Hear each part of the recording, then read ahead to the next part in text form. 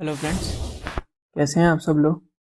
Machine learning की playlist में अब तक हमने देखा मशीन लर्निंग का इंट्रोडक्शन, मशीन लर्निंग क्या होती है, हमने देखा लीनियर रिग्रेशन क्या होता है, हमने देखा सिंपल लीनियर रिग्रेशन क्या देखा है, क्या होता है, और हमने देखा मल्टी कोलिनियरिटी क्या होती है, कैसे आती है। ठीक है, लीनियर रिग्रेशन का हमने इम्प्लीमेंटेशन देखा था स्क्रैच से। ठीक है, सिंपल लीनियर रिग्रेशन का भी इम्प्लीमेंटेशन देख चुके हैं हम, और मल्टी कोलिनियरिटी का भी इम्प्लीमेंटेशन देख चुके हैं। ठीक है, आगे बात करते हैं। इससे लास्ट वाली जो वीडियो थी उसमें हमने बात करी थी मल्टीपल लीनियर रिग्रेशन क्या होता है, उसका हमने एक्सप्लेनेशन देखा था। ठीक है, मल्टीपल लीनियर रिग्रेशन क्या होती है और कब एग्जिस्टेंस में आती है, कब हम इसका इस्तेमाल करते हैं, कब हम इसका यूज़ करते हैं।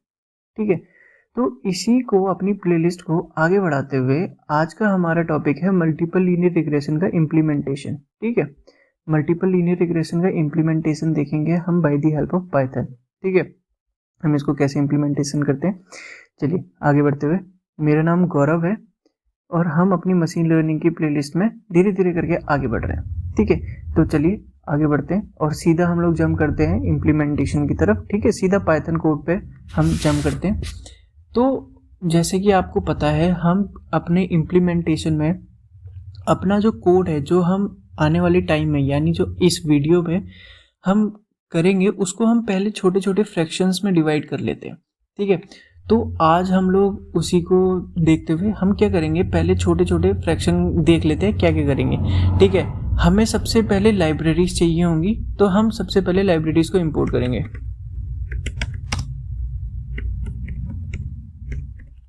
ठीक है, हम लाइब्रेरीज इंपोर्ट करेंगे। लाइब्रेरीज इंपोर्ट करने के बाद हम क्या करेंगे, हम अपने डेटा को लोड करेंगे। ठीक है, लोड दी डेटा। ठीक है, लोड दी डेटा। ठीक है, हम अपने डेटा को लोड करेंगे। डेटा को लोड करने के बाद हम क्या करेंगे, अपने डेटा को थोड़ा विजुलाइज करेंगे।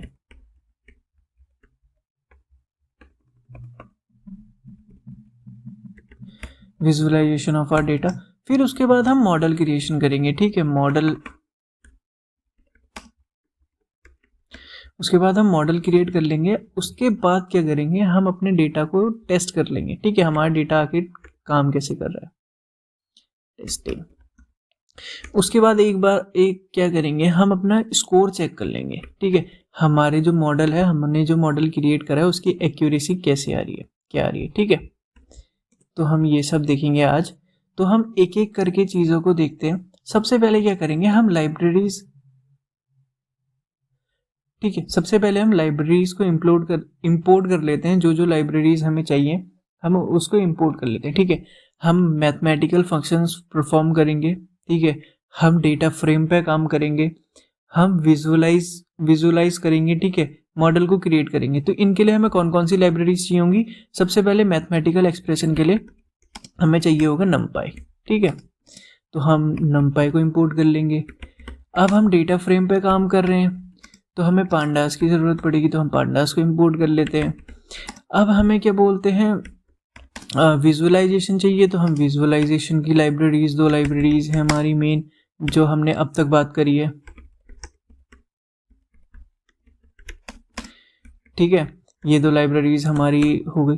अब हमें पता है हम अपने डेटा को ट्रेनिंग और टेस्टिंग में स्प्लिट करते हैं। ठीक है, हमने जब हमने लास्ट इम्प्लीमेंटेशन वाली वीडियो देखी थी, किसके ऊपर देखी थी, हमने सिंपल लीनियर रिग्रेशन के पे देखी थी। तो हम क्या कर रहे थे, अपने डेटा को ट्रेन और टेस्ट में स्प्लिट कर रहे थे ना, ताकि थोड़ा पार्ट हम अपना टेस्टिंग में डाल रहे थे, थोड़ा पार्ट हम कुछ परसेंट हम टेस्टिंग में डाल रहे थे, और बाकी का रिमेनिंग हमारा ट्रेनिंग के लिए रह रहा था। ठीक है, ताकि ओवर फिटिंग से हम बच सके। तो हमें ट्रेन टेस्ट स्प्लिट चाहिए होगा, तो इसको हम sklearn, ठीक है, ये एक लाइब्रेरीज है, इसमें से हम इंपोर्ट कर लेंगे। ठीक है, sklearn से हम ट्रेन टेस्ट स्प्लिट को इंपोर्ट कर लेंगे। ठीक है,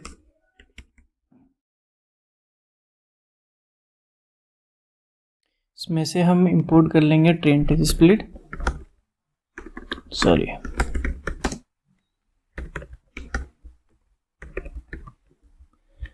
ट्रेन टेस्ट स्प्लिट। ठीक है, इसके बाद हमें मॉडल क्रिएट करना है। तो मॉडल क्रिएट करने के लिए हम लीनियर रिग्रेशन को इंपोर्ट कर लेंगे, क्योंकि हम लीनियर रिग्रेशन की प्रॉब्लम सॉल्व कर रहे हैं। तो sklearn से ही हम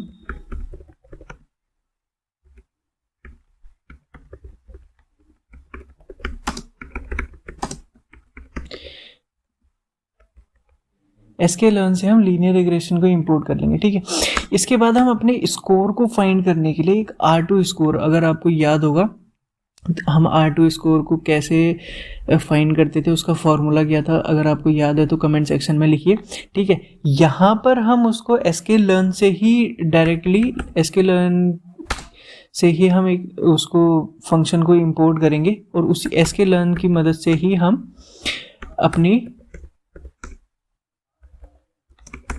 अपना स्कोर जो हमारी एक्यूरेसी है उसको फाइंड करेंगे, ठीक है। यहाँ पर हम उसको मैनुअली नहीं करेंगे, हम R2 स्कोर को sklearn से इंपोर्ट कर लेंगे। एक सेकेंड, नो मॉड्यूल sklearn नहीं, sklearn, ठीक है। हमने sklearn से अपना R2 स्कोर को इंपोर्ट कर लिया। अब हमारा पहला जो टास्क था इंपोर्टिंग लाइब्रेरीज, ये हो गया। अब हम करेंगे लोड द डेटा, ठीक है, डेटा को लोड करेंगे। तो हम डेटा को लोड करने के लिए pd.read csv read,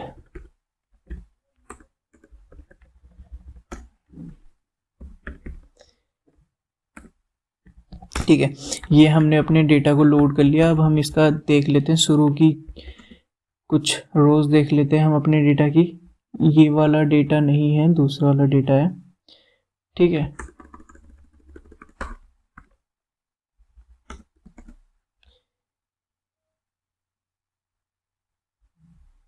एक सेकेंड, नहीं वही वाला डेटा था,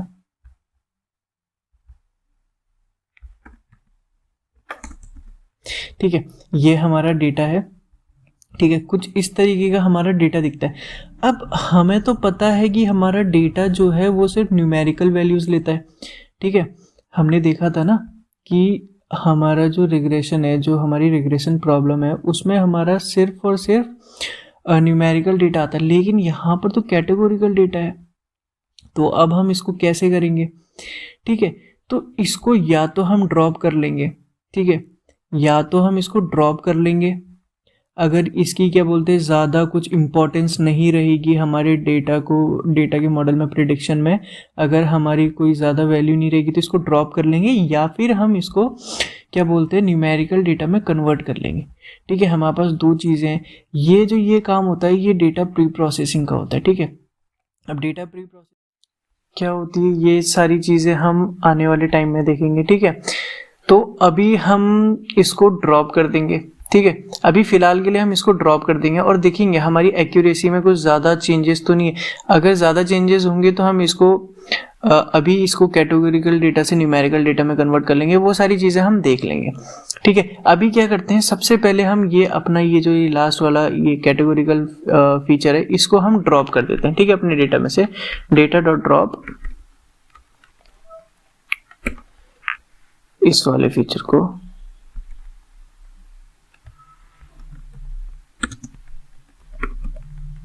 access is equal to 1 in place is equal to true, ठीक है। हमने अपने डेटा में से इसको ड्रॉप कर लिया। अब अगर हम अपने डेटा का हेड देखें तो अब हमारे पास सारी की सारी न्यूमेरिकल वैल्यूज है, ठीक है। कुछ इस तरीके का हमारा डेटा है। अब अगर आप इसको देख पा रहे हैं तो ये जो मीडियन हाउस वैल्यू है, ठीक है, ये हमारा जो है ये इंडिपेंडेंट फीचर है, ये हमारी y की वैल्यू है, ठीक है। ये हमें फाइंड करना है, ये हमारी प्राइस है बेसिकली, ठीक है। और बाकी ये सारे जो फीचर हैं, ये सारे जितने भी फीचर्स हैं, ये सारे हमारे इंडिपेंडेंट वेरिएबल्स हैं और ये हमारा डिपेंडेंट वेरिएबल है, ठीक है। तो ये हमारे इंडिपेंडेंट फीचर्स हो गए, ये हमारा x हो गया, ठीक है। इनको हम x में डाल देंगे और ये जो ये है इसको हम डाल देंगे अपने y में, ठीक है। तो चलो पहले हम क्या करते हैं, अपने डेटा को सबसे पहले हम क्या करते हैं, अपने डेटा को देख लेते हैं थोड़ा सा कि हमारे डेटा में कुछ नल वैल्यूज तो नहीं है, ठीक है। अगर कुछ नल वैल्यूज होंगी तो अभी हम इतना प्री प्रोसेसिंग वाला काम नहीं करेंगे। अभी हम सीधा क्या करेंगे, अपनी जो नल वैल्यूज होंगी उसको सीधा सीधा ड्रॉप कर देंगे, ठीक है। तो अभी क्या करते हैं, हम सबसे पहले चेक कर लेते हैं हमारे डेटा में नल वैल्यूज हैं कि नहीं है। Data dot is N A, ठीक है। इज एन ए क्या करता है, इज एन ए एक फंक्शन है जो कि हमें बता देता है हमारे, देखो सपोज ये फॉल्स है तो यहाँ पर नल वैल्यू नहीं है, ठीक है, ये भी नल वैल्यू नहीं है, ये भी नल वैल्यू नहीं है। अब ऐसे हमें पता नहीं चल रहा है, ठीक है, हम कब तक देखते रहेंगे, तो हम इनको सम कर लेंगे, ठीक है। सम कर लेंगे तो हमारे पास एक टोटल वैल्यू आ जाएगी, जैसे लॉन्गिट्यूड में 0 नल वैल्यूज है और यहाँ पर देखो टोटल बेडरूम्स में 207 वैल्यूज हमारी नल है, ठीक है, हमारे पास उसका कोई डेटा ही नहीं है, ठीक है, यानी वैल्यू जो है हमारी मिसिंग है। तो इस केस में क्या करेंगे, हम सीधा जो अपनी नल वैल्यूज है उसको ड्रॉप कर देंगे, ठीक है। Data is equal to data dot drop N A, ठीक है। ये सारी चीजें हम देखेंगे, ड्रॉप एन ए क्या होता है, नल वैल्यूज कैसे देखते हैं, ये जब हम पांडास की सीरीज लाएंगे ना, पांडास की सीरीज में हम ये देखेंगे कि ये सारी चीजें हम कैसे करते हैं, ठीक है। अभी बेसिकली हम गो थ्रू कर रहे हैं कि हमारा मेन काम है मल्टीपल लीनियर रिग्रेशन का इम्प्लीमेंटेशन सीखना, ठीक है। ये सारी चीजें पांडास के अंदर आती हैं, तो ये सारी चीजें हम वहां देखेंगे। यहाँ पर से डेटा फ्रेम पे काम कर रहे हैं ना, तो डेटा फ्रेम में कैसे काम होता है, ये सारी चीजें पांडास के अंदर आती हैं, तो ये हम उस वाली सीरीज में देखेंगे। तो हमने अपनी नल वैल्यूज जो है वो ड्रॉप कर दी, ठीक है। अब हम क्या करते हैं, अपने डेटा को, अब अगर आपको याद हो तो हमने अपने डेटा को लोड कर लिया, ठीक है, डेटा को लोड कर लिया और थोड़ा सा क्लीन कर लिया। जो नल वैल्यूज थी एक्चुअली क्या है, अगर आप नल वैल्यूज को अपने मॉडल में डालेंगे तो वो वहां पर एरर दे देगा, ठीक है, क्योंकि नल वैल्यूज जो है वो NaN जो हमारी कुछ इस तरीके से होती है नल वैल्यूज, ठीक है। अगर आप देखेंगे तो सपोज 0 1 2 कुछ इस तरीके का होगा, तो यहाँ पर कुछ ऐसा होगा NaN, ठीक है, कुछ ऐसी वैल्यूज होंगी। तो इसके लिए तो वो प्रिडिक्शन नहीं कर सकता ना, तो ये उसके लिए एरर है हमारे मॉडल के लिए। हमारा मॉडल जो है न्यूमेरिकल वैल्यूज ही एक्सेप्ट करता है, नल वैल्यूज उसके लिए कुछ नहीं है, वो उसके लिए एरर है, तो वो हमें एरर थ्रो कर देगा, ठीक है। तो ये सारी चीजें हो गई, हमने अपनी नल वैल्यूज को ड्रॉप कर ली। अब हम एक काम करते हैं, अपने डेटा को ना थोड़ा सा डेटा की इनसाइड देख लेते हैं कि हमारा डेटा दिखता किस तरीके से, ठीक है। हम अपने डेटा के लिए एक पेयर प्लॉट ड्रॉ कर लेते हैं। हम अपने डेटा के लिए एक पेयर प्लॉट ड्रॉ कर लेते हैं, इससे हमें पता चल जाएगा जो हमारे सारे फीचर्स हैं वो किस तरीके से हैं, ठीक है। हमारा डेटा लीनियर है भी नहीं है, कि हमारा डेटा कहाँ कहाँ पर लीनियर है और कौन कौन सी चीज़ें हमारे लिए इम्पोर्टेंट हैं, कौन सी चीज़ें इम्पोर्टेंट नहीं है, कौन सी चीज़ें हमारे क्या बोलते हैं प्रिडिक्शन में, एक्यूरेसी में इम्पैक्ट डालेंगी और कौन सी चीज़ों से हमारी एक्यूरेसी गिर सकती है, ठीक है। ये सारी चीज़ें हैं। अब ये जो आपको ग्राफ दिखेगा अभी, ये थोड़ा सा टाइम लगाता है क्योंकि हमारे पास वैल्यूज बहुत सारी हैं, तो थोड़ा सा टाइम लगाएगा। ये देखिए, ये अगर आप देखेंगे तो एक सेकेंड,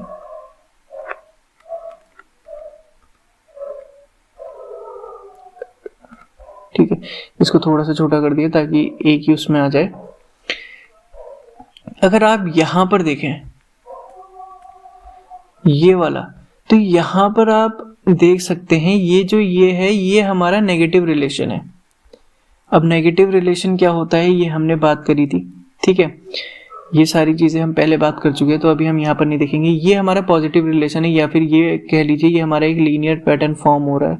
यहाँ पर हम अपनी, तो हमारा डेटा हमें पता चल रहा है कुछ लीनियरली बिहेव कर रहा है, ठीक है, हमारा डेटा लीनियर है। अगर हम इसमें एक बेस्ट फिट लाइन डालते हैं, तो अगर हम इसमें एक लाइन ड्रॉ करते हैं तो वो उसके पॉइंट जो है इसको सेटिस्फाई करेंगे, इस लाइन को, ठीक है। तो ये सारी चीजें हो गई। बाकी जो फीचर्स हैं ये हमारे डेटा क्लीनिंग के अंदर आएंगे, जो जो इम्पोर्टेंट नहीं है, जो रेलेवेंट नहीं होंगे, वो सारी चीजें हम बाद में देखेंगे। ये प्री प्रोसेसिंग का पार्ट होता है, ठीक है।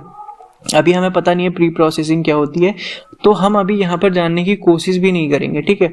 इसके लिए एक डेडिकेटेड वीडियो आएगी, प्री प्रोसेसिंग क्या होती है, कैसे होती है प्री प्रोसेसिंग, किस किस तरीके से होती है, क्या क्या देखते हैं हम उसके अंदर, ठीक है, डेटा क्लीनिंग कैसे होती है, तो ये सारी चीजें उसके अंदर आएंगी। अभी जस्ट हमें मल्टीपल लीनियर रिग्रेशन को कैसे इंप्लीमेंट करना है वो सारी चीजें, हम टॉपिक से भटकेंगे नहीं। तो चलिए आगे देख लेते हैं। हमने अपने डेटा को एक बार विजुलाइज कर लिया, तो ये कुछ लीनियर फॉर्म का हमारा डेटा है, ठीक है, ये सारी चीजें हमने देख ली। इसके बाद क्या करते हैं, इसके बाद हम एक कोरिलेशन मैट्रिक्स फाउंड कर लेते हैं। ठीक है, हम लोग देख लेते हैं कि हमारे डेटा और जो हमारा क्या कहते हैं, जो हमने प्रिडिक्ट करना है डिपेंडेंट और इंडिपेंडेंट वेरिएबल के बीच में क्या क्या कोरिलेशन है, और डिपेंडेंट वेरिएबल के बीच में क्या कोरिलेशन है, कहीं वो मल्टी कोलिनियरिटी तो फॉर्म नहीं हो रही है। ठीक है, तो हम क्या करते हैं, एक हीट मैप ड्रॉ कर लेते हैं उसके लिए। ठीक है, plt.subplot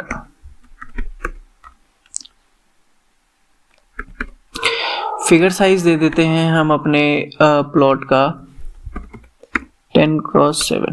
ठीक है, कुछ इस तरीके का। इसको मैं थोड़ा सा जूम इन कर लेता हूँ, ठीक है, ताकि आपको अच्छे से दिख जाए। अगर आपको याद होगा हम कोरिलेशन मैट्रिक्स कैसे फाइंड करते थे, ठीक है, sns.heatmap,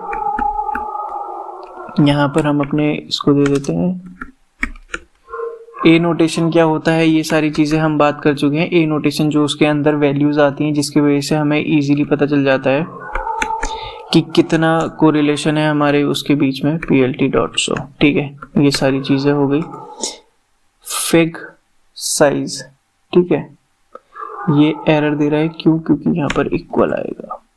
ठीक है, क्या एरर है, एरर चेक कर लेते हैं।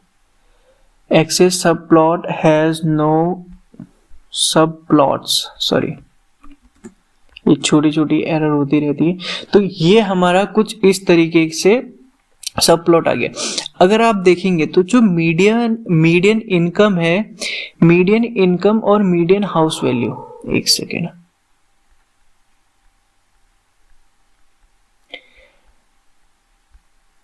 अगर आप देखें ये जो मीडियन इनकम है और ये जो मीडियम हाउस वैल्यू है, इसके बीच में 69% का हमारा कोरिलेशन है। इसका मतलब ये हमारी बहुत ज़्यादा डिपेंड करती है। ये जो मीडियन इनकम है, जो हमारे सपोज एक पर्सन की इनकम है, वो बहुत ज़्यादा डिपेंड करेगी ऑब्वियसली वो किस तरीके का घर खरीदता है। ठीक है, तो ये तो एक बहुत ज़्यादा डिपेंडेंट वैल्यू हो गई हमारी वाई पे। ठीक है, और अगर हम देखें कौन सी वैल्यू ज़्यादा डिपेंड कर रही है, तो और कोई इतनी खास हमें दिख नहीं रही है। यही दो वैल्यू आपस में ज़्यादा डिपेंडेंट है।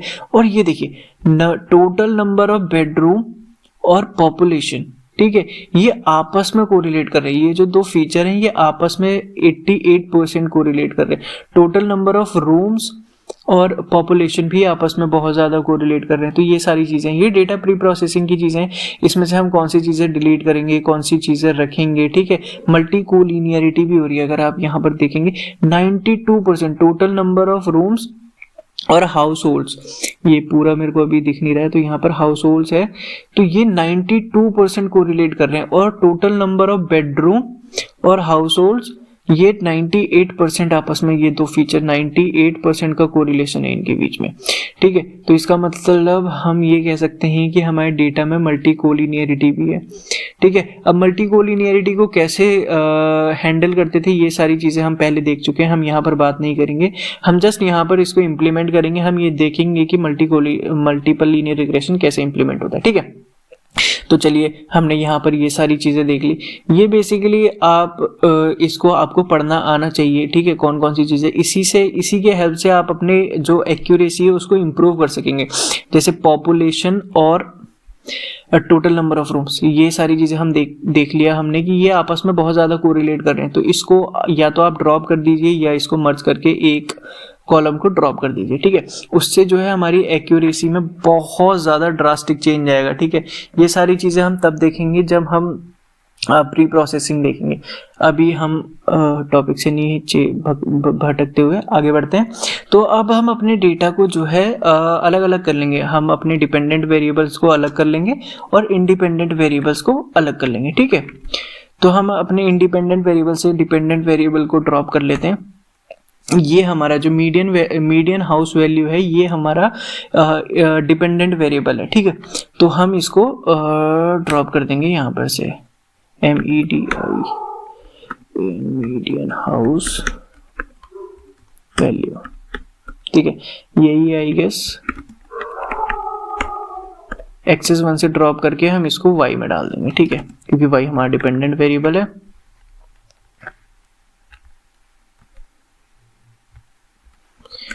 प्लेलिस्ट। ठीक है, हमारा x अब कुछ इस तरीके का है और हमारा जो y है कुछ इस तरीके का है। ठीक है, ये हमारी प्राइस हो गई, हमें ये एट लास्ट फाइंड करना है। ठीक है, तो हमने देख लिया, हमने अपने जो x और y है उनको अलग अलग कर लिया। अब इसके बाद क्या करते हैं, इसके बाद हम लोगों को अपने डेटा को जो है स्प्लिट करना है। ठीक है, ट्रेनिंग और टेस्टिंग में। उससे पहले अगर आप एक चीज ध्यान दें, ठीक है, हम अपने डेटा को देखें। ठीक है, अगर आप अपने डेटा को देख रहे हैं तो इसमें कुछ चीज आप नोटिस कर रहे हैं कि एक वैल्यू इसकी 880 है, दूसरी वैल्यू इसकी 7099 है। ठीक है, बहुत ज्यादा डिफरेंस है। ठीक है, वैल्यूज का। ठीक है, यहाँ पर 41 है, तो 7099 के रिस्पेक्ट में 41 बहुत ज्यादा छोटी वैल्यू है। तो हम क्या करते हैं, हम एक z स्क्वायर फॉर्मूले का यूज करते हैं। हम यहाँ पर ना अपने डेटा को स्केल कर लेंगे, अपने डेटा की जो वैल्यूज हैं सारी वैल्यूज को ना एक ब्रैकेट में रख लेंगे। ठीक है, एक ब्रैकेट में डाल देंगे ताकि हमारी वैल्यू सिर्फ उसी पर्टिकुलर चीज में, जैसे 0 से 1 के बीच में लाई करे, मतलब इतना ज्यादा ड्रास्टिक डिफरेंस ना दिखे। ठीक है, अगर हम इसको z स्क्वायर को मैनुअली कैलकुलेट करते हैं, ओके, पहले मैं यहाँ पर sklearn की हेल्प से इसको वो कर लेता हूँ। ठीक है, तो हम एक लाइब्रेरीज इंपोर्ट करते हैं,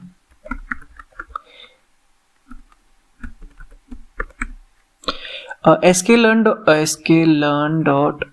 dot preprocessing import standard scaler. ठीक है, स्टैंडर्ड स्केलर को इंपोर्ट कर लिया हमने। अब हम अपने डेटा को स्केल कर लेते हैं। ठीक है,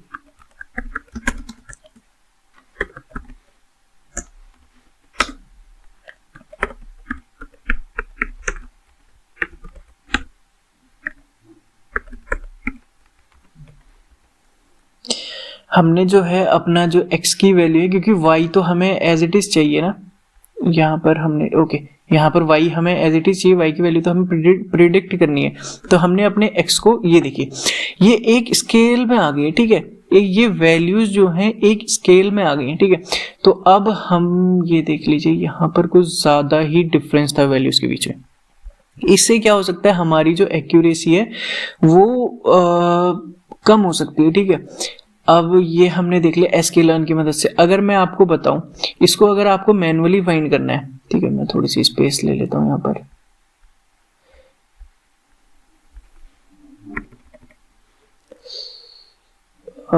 सॉरी, ये सारी चीजें डिलीट हो गई।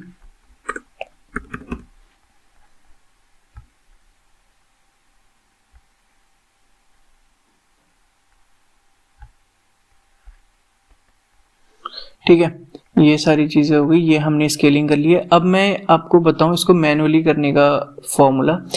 इसको z स्क्वायर हम लोग फाइंड करते हैं। z स्क्वायर का फॉर्मूला होता है z इक्वल टू x, जो हमारे इंडिपेंडेंट वेरिएबल है, और मीन ऑफ हमारा सैंपल का मीन, इसको हम डिवाइड करते हैं स्टैंडर्ड डेविएशन से। ठीक है, सिग्मा स्टैंडर्ड डेविएशन, ये हमारा स्टैंडर्ड डेविएशन, इसको मैं अच्छे से लिख दूं। ठीक है, तो ये हमारा फॉर्मूला हो गया z स्कोर फाइंड करने का। x, ये जो हमारे नंबर ऑफ पॉइंट्स हैं, ये हमारा सैंपल का मीन हो गया, और ये हो गया हमारा स्टैंडर्ड डेविएशन। अब स्टैंडर्ड डेविएशन फाइंड करने का फॉर्मूला होता है, स्टैंडर्ड डेविएशन फाइंड करते हैं हम, ये होता है आपका square root of 1/n, n होता है हमारा total number of samples, summation i 1 से लेकर n तक। ठीक है, i1 to n, xi minus xi मतलब हमारे नंबर ऑफ सैंपल्स, हमारी x की वैल्यूज, माइनस सैंपल का मीन का होल स्क्वायर। ठीक है, इसका पूरे का होल स्क्वायर। ये हमारे स्टैंडर्ड डिविएशन फाइंड करने का फॉर्मूला है। अगर आप थोड़ा सा दिमाग लगाएंगे तो ये हमने पढ़ा हुआ है, ये कुछ चीज होती है। ठीक है, ये क्या होता है, ये होता है हमारा वेरिएंस। ठीक है, ये हमारा वेरिएंस का फॉर्मूला होता है। ठीक है, इसका मतलब जो हमारे स्टैंडर्ड डेविएशन है, स्टैंडर्ड डेविएशन होता है हमारा square root of variance. Variance को हम एस स्क्वायर से ही डिनोट करते हैं ना, ठीक है। तो ये चीज हो गई हमारी, ये हमने देख लिया इसको मैनुअली करने का। आप इसको मैनुअली भी कर सकते हैं, ठीक है, वो आपके ऊपर है, लेकिन इतना ज़्यादा टाइम किसी के पास नहीं होता है। तो हमारे पास जब sklearn की लाइब्रेरीज है, जब हम काम कर सकते हैं, sklearn की लाइब्रेरीज को काम में ले सकते हैं, तो हम उसी की हेल्प से काम करते हैं, ठीक है। तो अब हमने अपने डेटा को स्केल कर लिया है। अब हम क्या करेंगे, अपने डेटा को स्प्लिट कर लेंगे ट्रेनिंग और टेस्टिंग में, ठीक है। ट्रेनिंग और टेस्टिंग में हम इसलिए स्प्लिट करते हैं ताकि हम ओवरफिटिंग से बच सकें, ठीक है, एज सिंपल एज दैट।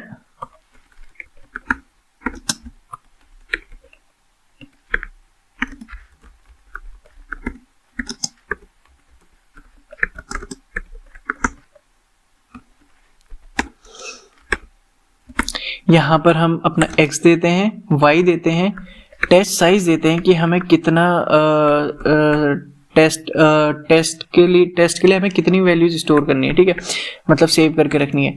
हम 20% यहाँ पर हम 20% ले लेते हैं, 20% जो हमारा ओवरऑल डेटा में से 20% हमारे टेस्टिंग के लिए रख लेते हैं, ठीक है।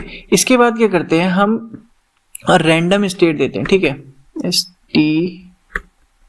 रैंडम स्टेट दे देते हैं, ठीक है।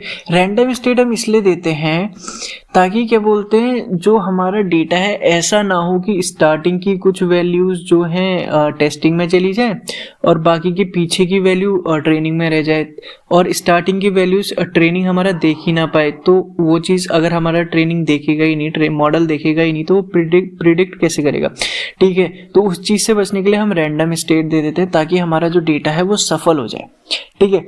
ये सारी चीज़ें हो गई, हमने क्या क्या देख लिया, ठीक है। वापस से आते हैं, हमने अपना लाइब्रेरीज इंपोर्ट कर ली, डेटा को लोड कर लिया, ठीक है, डेटा को लोड कर लिया, डेटा को विजुअलाइज कर लिया। अब हमारा बचा मॉडल क्रिएशन, ठीक है। अब हम अपना मॉडल क्रिएट कर लेते हैं। यहाँ पर हम लीनियर रिग्रेशन यूज कर रहे हैं, हमने लाइब्रेरीज इंपोर्ट करी हैं, तो regressor is equal to linear regression, ठीक है। यहां पर हम फिट कर देते हैं रिग्रेसर डॉट फिट, हमारी ट्रेनिंग की वैल्यू हम ट्रेन कर लेते हैं यहाँ पर अपने डेटा को। यहाँ पर हमारा डेटा ट्रेन हो रहा है, यहाँ पर हमारा जो मॉडल है वो ट्रेन हो चुका है, ठीक है। अब क्या करते हैं, हम प्रिडिक्शन कर लेते हैं। अब हम देख लेते हैं हमारा मॉडल प्रिडिक्शन कर रहा है नहीं कर रहा है, किस तरीके का प्रिडिक्शन कर रहा है, ठीक है। Regressor dot predict. अब हमें एक्स टेस्ट की वैल्यू फाइंड करनी है ना, हमें अपने जो ये टेस्ट में हमारा डेटा था इसमें हम अपने एक्स टेस्ट की वैल्यू, ये जो हमारा टेस्टिंग का डेटा है इसको हमने अभी तक छुआ नहीं है, ठीक है। हमारी ट्रेनिंग ये एक्सट्रेन के लिए हमारी ट्रेनिंग हुई है, हमारी ट्रेनिंग डेटा के लिए। अब हम अपने डेटा को टेस्ट कर लेते हैं, ठीक है, एक्स टेस्ट। यहाँ पर हमने प्रिडिक्शन देख लिया। अब हम एक काम करते हैं, हम छोटा सा कंपैरिजन कर लेते हैं, ठीक है। हम एक डेटा फ्रेम बना लेते हैं, एक साइड हमारा जो है ओरिजिनल प्रिडिक्शन होगा, ओरिजिनल वैल्यूज होंगी जो हमारी ओरिजिनल एक्चुअल प्राइस है, और दूसरी साइड हम अपनी प्रिडिक्टेड वैल्यू रख लेंगे, ठीक है। तो हम एक बार कंपेयर कर लेते हैं अपनी ओरिजिनल वैल्यू, एक हम डेटा फ्रेम बना लेते हैं, ठीक है। डेटा फ्रेम में हम क्या करेंगे, np.concatenate फंक्शन का कॉल करेंगे। ये क्या करेगा, ये हमारी जो हमारी ओरिजिनल y टेस्ट है, x टेस्ट के लिए जो ओरिजिनल x टेस्ट में तो हमारी वैल्यूज हैं जो जिसके लिए प्रिडिक्ट कर रही है, मतलब x टेस्ट में हमारे फीचर है, ठीक है। y टेस्ट में जो है हमारा y की वैल्यू मतलब डिपेंडेंट वेरिएबल है, ठीक है। y जो हमारी ओरिजिनल उसका प्राइस है, ठीक है। y टेस्ट में हमारा प्राइस है और इसमें हमारे फीचर्स हैं, ठीक है। तो ये हमारा y टेस्ट यानी हमारा जो ओरिजिनल आउटपुट है, ठीक है, ओरिजिनल प्राइस है हमारे हाउस की, ये वो चीज हो गई, और y प्रेड जो हमने प्रिडिक्ट करी है, ठीक है। अब हम इसके कॉलम को नाम दे देते हैं, कॉलम्स का नाम दे देते हैं पहला वाला हमारा ओरिजिनल कॉलम है, दूसरा वाला जो है हमारा प्रिडिक्टेड है, ठीक है। अब हम इसको एक बार देख लेते। तो कुछ इस तरीके का हमारा इसको डॉट हेड, ठीक है, तो कुछ इस तरीके का है। इसकी एक्चुअल प्राइस थी 9,89,000 और हमारे मॉडल ने प्रिडिक्ट किए 1,83,000, ठीक है, और इसकी ओरिजिनल प्राइस थी 98,900, ठीक है। तो ऐसे ही करके हमारे मॉडल ने कुछ कुछ वैल्यूज प्रिडिक्ट करी हैं। अब हम देख लेते हैं हमारा स्कोर क्या है, हमारे मॉडल की जो एक्यूरेसी है वो कितनी है। यहाँ पर हमने अपने एक्यूरेसी के लिए इंपोर्ट किया है ना, हम देख लेते हैं हमारे मॉडल की एक्यूरेसी कितनी है, हमारा मॉडल कितना एफिशिएंट है, कितने एफिशिएंटली प्रिडिक्ट कर रहा है हाउस की प्राइस को। कहीं ऐसा तो नहीं है कि हमारी हाउस की प्राइस कम हो और हमारा मॉडल बहुत ज़्यादा प्रिडिक्ट कर रहा हो, ठीक है। ऑल्दो अभी हमारा मॉडल बिल्कुल एक्यूरेट नहीं होगा क्योंकि अभी हमने प्री प्रोसेसिंग नहीं करी है, लेकिन फिर भी कुछ ना कुछ तो उसको प्रिडिक्शन करना ही है ना। तो हम देखते हैं कि वो क्या प्रिडिक्ट कर रहा है, ठीक है। वाई टेस्ट और वाई प्रेड, हम देखते हैं कि हमारी एक्यूरेसी कितनी आई है। R2 सॉरी, हमारे मॉडल की एक्यूरेसी है 64%। इसका मतलब कहीं ना कहीं थोड़ा बहुत एक्यूरेट है हमारा। अगर 50% से ऊपर है इसका मतलब हमारा मॉडल अच्छी प्रिडिक्शन कर रहा है। ऑल्दो ये बहुत अच्छी नहीं है, ये और अच्छी हो सकती है। ये और अच्छी तब होगी जब हम इसमें प्री प्रोसेसिंग करेंगे अपने डेटा को। अब हमें अभी पता नहीं है हमारा, जैसे यहाँ पर देखिए ना, अगर हम यहाँ पर देखें तो जैसे ये है कहाँ 0.2, कोई इसका ये 0.2 20% टोटल रूम और मीडियन इनकम, ये आपस में कोई इनका रिलेशन है ही नहीं। और जैसे यहाँ पर बात करें 0.05 टोटल नंबर ऑफ बेडरूम जो है वो हाउस की वैल्यू पे डिपेंड कर ही नहीं रहे। मतलब कि हाउस की वैल्यू प्रेडिक्ट करने में टोटल नंबर ऑफ बेडरूम का कोई हाथ नहीं है, ठीक है, अकॉर्डिंग टू दिस डेटा। और यहाँ पर तो चलिए 11% है, चलो थोड़ा बहुत ज़्यादा इम्पैक्ट नहीं डाल रहा है। और ये -0.45 लॉन्गिट्यूड और लेटीट्यूड, ये सारी चीज़ें भी हमारी हाउस की प्राइस पे कुछ ज़्यादा इतना इफेक्ट डाल नहीं रही हैं, ठीक है। और यहाँ पर हमारे डेटा में मल्टीकोलिनियरिटी भी है। ये सारी चीज़ों को हम अपने डेटा को पूरा क्लीन करने के बाद जब अपने मॉडल में डालेंगे, जब हम अपने मॉडल को देंगे, तो उसके बाद जो एक्यूरेसी आएगी ना वो हमारी एक्चुअल एक्यूरेसी आएगी और वो 90 अबव ही जाएगी, ठीक है। ये जस्ट हमने यहाँ पर देखा कि हम अपने, जब हमारे पास मल्टीपल फीचर्स होते हैं अपने डेटा में तो हम उसको कैसे करते हैं, ठीक है। हमने क्या क्या देखा, सबसे पहले हमने लाइब्रेरीज इंपोर्ट करी, उसके बाद हमने डेटा को लोड करा, उसके बाद डेटा को विजुअलाइज करा, उसके बाद मॉडल क्रिएट करा, ठीक है हमने। उसके बाद हमने मॉडल जो क्रिएट किया उसकी टेस्टिंग करी, उसके बाद हमने स्कोर देख लिया कि हमारा स्कोर कितना आ रहा है, ठीक है। तो अब अगर हम यहाँ पर देखें, हमारे पास डायरेक्ट हम इसके हमें बेस्ट फिट लाइन अगर फाइंड करनी है तो बेस्ट फिट लाइन का हमारा फॉर्मूला होता है y = β0 प्लस β1 x1, ठीक है, β1 x1 up to βn xn तक, ठीक है। ये हमारा बेस्ट फिट लाइन की इक्वेशन होती है, ठीक है। तो इसमें क्या होता है, इसकी हेल्प से हम क्या कर सकते हैं, हम अपनी एक लाइन फाइंड कर सकते हैं। ये हमारा इंटरसेप्ट था, ये हमारा कोफिशिएंट था, ठीक है। हमें x1 x2 xn की वैल्यूज पता है, हमें बस ये पता करनी है ना।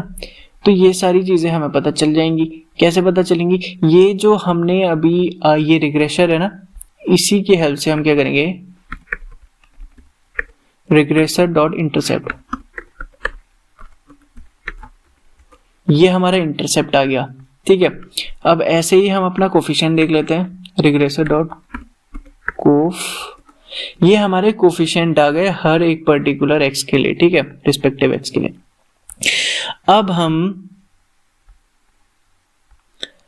अब हमारे पास जो है ये β0 है, β1 है, β2 भी है, β3, β4, β5, β6, β7, β8, ठीक है।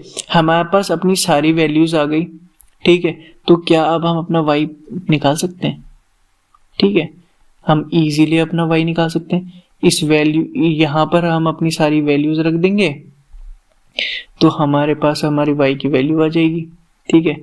इस फॉर्मूले में जो हमारा मल्टीपल लीनियर रिग्रेशन का फॉर्मूला था, ठीक है। इसमें हम रख देंगे तो हमारी y की वैल्यू आ जाएगी। हमें पता चल जाएगा कि अगर हमारे घर में ये फीचर्स हैं, इतनी इतनी चीज़ें हैं, तो उस घर की प्राइस क्या होनी चाहिए, ठीक है। तो ये सारी चीज़ें हो गई आज हमने देखा। तो आई होप कि आपको समझ में आया होगा। हम लोगों ने देखिया कि हमने मल्टीपल लीनियर रिग्रेशन को कैसे इंप्लीमेंट करना है, ठीक है। आई होप आपको कुछ नया सीखने को मिला होगा, ठीक है। अगर आपको वीडियो अच्छी लग रही है मेरे द्वारा बनाई हुई, तो चैनल को लाइक करें, शेयर करें, सब्सक्राइब करें। अगर आपका कोई भी डाउट है, थोड़ा सा भी, छोटे से छोटा, बड़े से बड़ा, कुछ भी डाउट है, तो नीचे कमेंट सेक्शन में कमेंट करके मेरे को बताइए। मैं उसको रिजॉल्व करने की पूरी कोशिश करूंगा, जल्दी से जल्दी उसका सॉल्यूशन आपके पास लाने की कोशिश करूंगा, ठीक है। आपको उसका पूरा रिजोल्यूशन मिलेगा, सॉल्यूशन मिलेगा, ठीक है। तो आज यहीं पे हम अपनी वीडियो को स्टॉप करते हैं। मिलते हैं नेक्स्ट वीडियो में। तब तक के लिए एज ऑलवेज खुश रहें। बाय।